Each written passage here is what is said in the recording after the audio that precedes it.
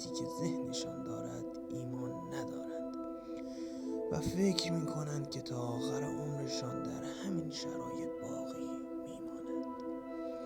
قدرت ذهن انسان به گونه‌ای است که اگر کسی تسلط کامل روی آن داشته باشد می‌تواند به تمام خواسته‌ها و آرزوهایش دست پیدا کند.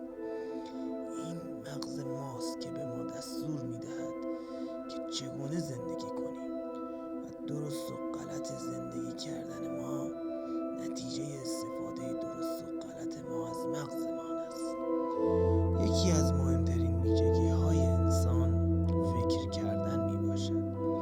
توانایی انسان در فکر کردن به حدی است که میتواند شادی خود را به غم و ناراحتیش را به شادی تبدیل سازد.